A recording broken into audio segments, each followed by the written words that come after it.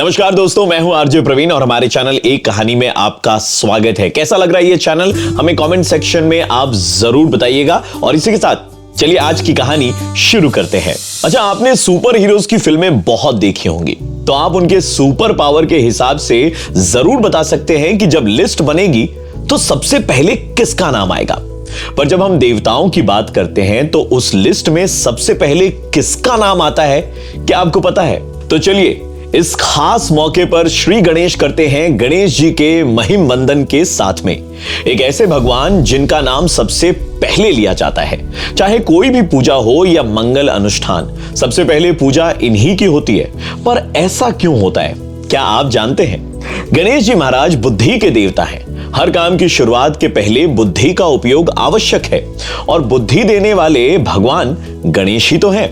देखिए, लिंग पुराण के अनुसार देवताओं ने भगवान शिव से राक्षसों के दुष्कर्म में विघ्न पैदा करने के लिए वर मांगा। शिव जी ने वर देकर देवताओं को संतुष्ट कर दिया। समय आने पर गणेश जी प्रकट हुए। देवताओं ने गणेश जी की पूजा की। तब भगवान शिव ने गणेश जी को दैत्यों के कार्यों में विघ्न पैदा करने का आदेश दिया।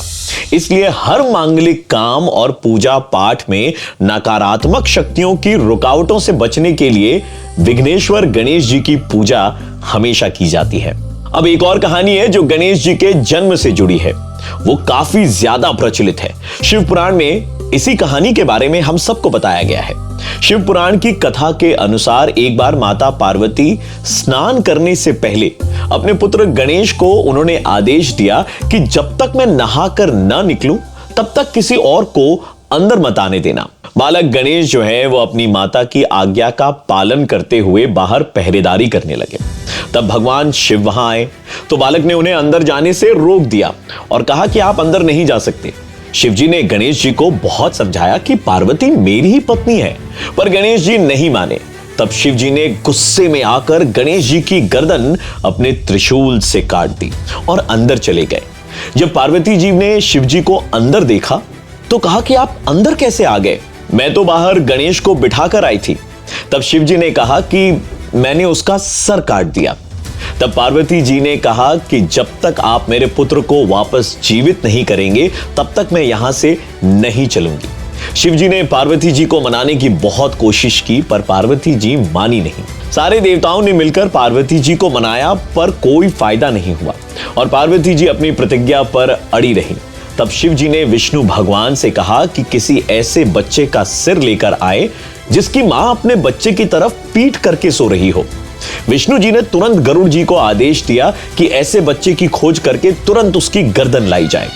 गरुड़ जी के बहुत खोजने पर एक हथिनी ही ऐसी मिली जो अपने बच्चे की तरफ पीठ करके सो रही थी। गरुड़ जी ने तुरंत उस बच्चे का सिर लिया और शिव जी के पास आ गए। शिव जी ने वह सिर गणेश जी को लगाया और गणेश जी को एक नया जीवन दान दिया। जब पार्वती जी ने अपने पुत्र का मुख देखा तो उन्होंने भगवान शिव से कहा कि इस रूप में मेरे पुत्र की पूजा कौन करेगा? तब शिव जी ने वरदान दिया कि सभी देवी देवताओं की पूजा और मांगलिक काम से पहले गणेश जी की पूजा की जाएगी। इनके बिना हर पूजा और काम अधूरा माना जाएगा। दोस्तों, गणेश जी ना एक ऐसे भगवान है जिनके हर रूप की कई कहानियां हैं। हर कहानियों का अपना महत्व भी है। अब जैसे भगवान गणेश के गज रूप में आने की एक और कहानी गणेश पुराण के अनुसार हमें मिलती है। एक बार की बात है, देवराज इंद्र ने देखा एक वीरान जंगल में रंभा नाम की अप्सरा आराम कर रही थी। इंद्र उसे देखकर काफी मोहित हो गए। दोनों ने एक दूसरे को बड़े ही आकर्षित होकर के देखा। तभी वहां से दुर्वासा ऋषि निकले। उन्हें देख देवराज इंद्र ने प्रणाम किया तो आशीर्वाद स्वरूप दुर्वासा ऋषि ने इंद्र को भगवान विष्णु का पुष्प दिया था। इस पुष्प के साथ यह वरदान भी दिया था कि वो पुष्प जिसके भी पास रहेगा वह तेजस्वी और परम बुद्धिमान हो जाएगा। माता लक्ष्मी सदैव उसके पास रहेंगी और उसकी पूजा भगवान विष्णु की तरह होगी। तो एक बार अप्सरा के ख्यालों में डूबे इंद्र ने उस पुष्प को हाथी के सिर पर रख दिया। ऐसा करने से देवराज इंद्र का तेज तुरंत समाप्त हो गया और अप्सरा रंभा भी उन्हें छोड़कर चली गई। दूसरी ओर वो हाथी इंद्र को छोड़कर चला गया, क्योंकि हाथी को एक ऐसी शक्ति मिल गई थी जिसका उसे एहसास भी नहीं था, तो हाथी ने वहां रहने वाले जीव जंतुओं को और प्राणियों को बहुत परेशान किया। कहा जाता है कि उसी हाथी का सिर काटकर गणेश जी के धड़ में लगाया गया था। जो वरदान पारिजात के पुष्प को मिला था, वो ही गणेश जी को भी मिला। क्या आपको पता है कि हम सबके प्रिय गणपति या गणेश, उनका वाहन एक मूषक ही क्यों है, यानी कि चूहा क्यों है? कभी आपने सोचा है कि लंबोदर भगवान को एक बड़ा वाहन चाहिए था, पर उन्होंने मूषक को ही अपना वाहन क्यों बनाया? पहली कहानी के अनुसार सुमेरु पर्वत पर सौभरी ऋषि आश्रम बनाकर तप करते थे। उनकी पत्नी जो है वो पतिव्रता होने के साथ ही काफी रूपवती थी। उनके रूप पर गंधर्व से लेकर हर कोई मोहित था। एक बार यक्षों और गंधर्वों ने ऋषि पत्नी मनोमयी का हरण करने का विचार किया। पतिव्रता और सौभरी की पत्नी होने के कारण वे साहस नहीं कर पा रहे थे इस कार्य को अंजाम देने के लिए, लेकिन क्रौंच नाम के एक बलशाली और दुष्ट गंधर्व ने यह जिम्मा अपने कंधों पर उठाया और वो उनका हरण करने चले गए। क्रौंच मनोमयी का हाथ पकड़कर खींचकर अपने साथ ले जाने लगा। तभी वहां पर सौभरी ऋषि आ पहुंचे और क्रौंच को देखकर क्रोध में आकर उसे श्राप दे दिया और कहा कि तू मूषक बन जा, तुझे धरती के भीतर छुप कर रहना पड़े और चोरी करके अपना पेट भरना पड़े। क्रौंच ने मुनि से अपनी गलती की क्षमा मांगी। तब ऋषि ने कहा कि मेरा श्राप व्यर्थ तो नहीं जा सकता, लेकिन इसमें सुधार जरूर कर सकता हूं।